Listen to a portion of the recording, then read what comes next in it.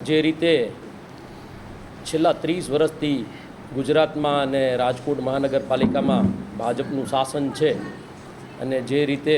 આટલા વર્ષોમાં જે રાજકોટમાં એ લોકો પાસે પૂછીએ તો વિકાસ એક જ શબ્દ છે, કેવી રીતનો એ કોઈને ખબર નથી।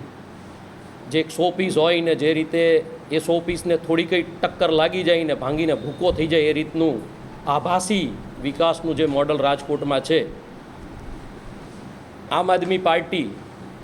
એ આજ સુધી જે દિલ્હી અને પંજાબમાં કામની રાજનીતિ કરેલી છે અને જે કામ કરીને બતાવેલા છે એ જ કામના બેઝ ઉપર આજે રાજકોટમાં મહાનગરપાલિકાની ચૂંટણીના સંદર્ભે જે આવનાર દિવસોમાં આમ આદમી પાર્ટીના મેયર રાજકોટ મહાનગરપાલિકામાં બેસી અને શું કામ કરશે, જનતા માટે કઈ વસ્તુની જરૂરિયાત છે, કેને પ્રાથમિકતા દેશે,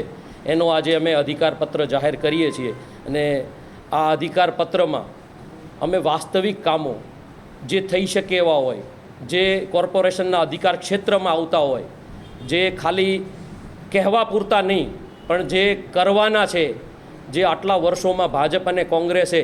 જે ચૂંટણી ઢંઢેરાઓના નામે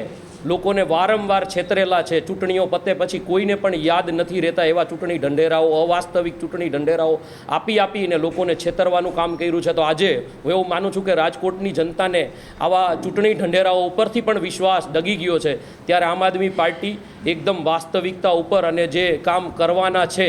જે વિઝનરી વસ્તુ છે એના ઉપર આજે અમે આમ આદમી પાર્ટી ચૂંટણી ઢંઢેરો અમારું અધિકારપત્ર જાહેર કરીએ છીએ। જે દેખીતું ચિત્ર બતાવવામાં આવે છે પણ જ્યારે કામની વાત આવે તો લોકો નાના નાના દાખલાઓ માટે કલાકો સુધી લાઇનમાં ઊભા રહે છે, ધક્કાઓ ખાય છે, એની કોઈ વ્યવસ્થા કે ઇન્ફ્રાસ્ટ્રક્ચર નથી।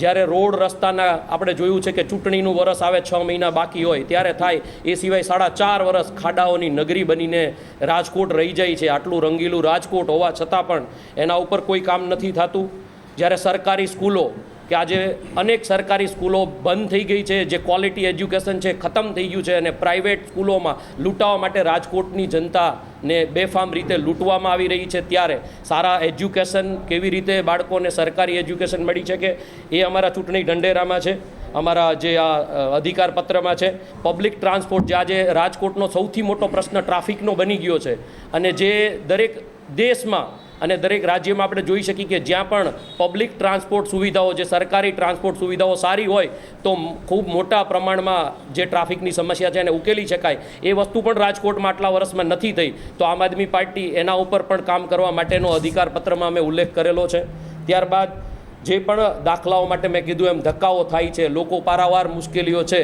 તો એનું નિવારણ પણ અમે અમારા અધિકારપત્રમાં બતાવેલું છે। આગામી દિવસોમાં આમ આદમી પાર્ટી શું કરી શકે એમ છે, શું કરવા જઈ રહી છે, અને અત્યાર સુધી અમે લોકોએ જે બીજા રાજ્યોમાં કામ કરીને બતાવેલું છે એ જ કામ અમે આમાં અમારા અધિકારપત્રમાં લખેલું છે। તો આ મોટું એવું માનું છું કે અમારું અધિકારપત્ર એવું છે કે જે વાસ્તવિકતા ઉપર છે અને અમે અમારા મેયરને અહીંયા રાજકોટમાં બેસાડી અને આ કામ, આ અધિકારપત્ર અમારા માટે જેમ હિન્દુ ધર્મમાં ગીતાજીનું સ્થાન હોય એવું હું એવું માનું છું કે અમારા દરેક રાજ્યમાં આ રીતે ચૂંટણી ઢંઢેરો જે પણ હતો એને અમે ગીતાજીના સ્થાને રાખેલો હતો એમ જ રાજકોટમાં રાખશું। આને અમે અમારા જે કોર્પોરેશનની ઓફિસો, જે પણ અમારી વોર્ડની ઓફિસો છે એમાં મઢાવીને મોટું લેમિનેટ કરીને રાખશું, જેનાથી કરી અમારા પણ ધ્યાનમાં રોજ રહે અને આવનાર પબ્લિકના ધ્યાનમાં પણ રહે કે આ અમારું અધિકારપત્ર અમને આપેલું છે ને એના ઉપર કેટલું કામ થયેલું છે।